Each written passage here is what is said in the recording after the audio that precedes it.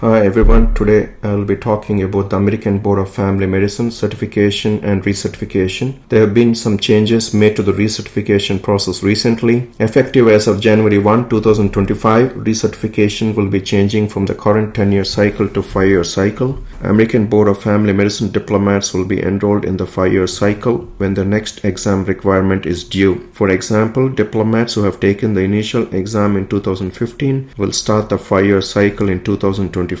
Diplomats who took the initial certification exam or have been recently recertified in 2023 will start the cycle in 2033. American Board of Family Medicine is making these changes in order to meet the American Board of Medical Specialties standards for continuing certification. Family medicine physicians can also seek certification and recertification through American Osteopathic Board of Family Physicians.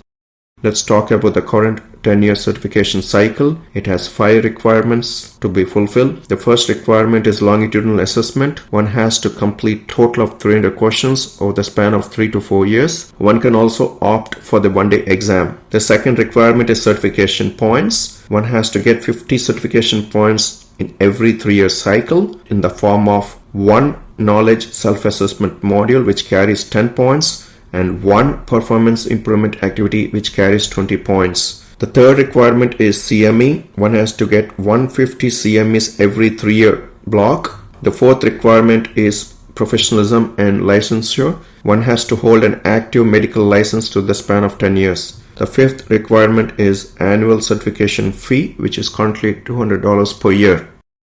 Let's talk more about the ABFM longitudinal assessment questions. Year 1, one has to complete 100 questions at a pace of 25 questions per quarter. If you do not complete 75 questions in the first year, then you need to take the one-day exam, and if you pass, you will have successful certification. If you do complete 100 questions in the first year, then you progress to the next phase and you will complete the remaining 200 questions in the year 2 to 4 at a pace of 25 questions per quarter. You need to get a minimal passing score to get a full successful certification. If one does not get the minimal passing score, then they have to go back and take the one-day exam to be certified. Now let's talk about the 5-year certification cycle. It has 5 requirements to be completed every 5 years. The first requirement is longitudinal assessment. One has to complete 300 questions over a span of 3 to 4 years. One has to get a minimal passing score. If not, they have to take the one-day exam. One also can take the one-day exam instead of going through the longitudinal assessment.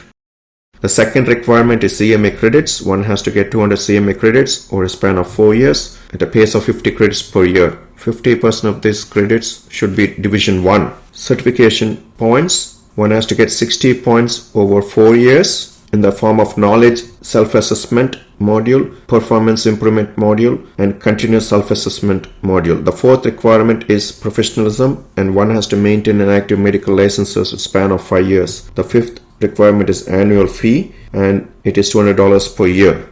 Let's talk about the longitudinal assessment in the 5-year certification cycle. One has to complete 100 questions in the first year at a pace of 25 questions per quarter. Year 2, they have 100 questions per year at a pace of 25 questions per quarter, and year 3, 100 questions per year. Now, year 4, they have an additional time if needed to complete, or if they don't get the minimal passing score, then they have to take the one-day exam. And year 5 is always the time to catch up. For the questions, one has 5 minutes per question, and it's an open book format. For the CME Division 1 can be obtained through CME conferences which provide AMA Category 1 credits. It can also be achieved through AAFP prescribed credits or multimedia or home study courses. Division 2 CME can be obtained by teaching medical students and residents, journal clubs, review of manuscripts for publication, or publication of an article in a peer-reviewed journal.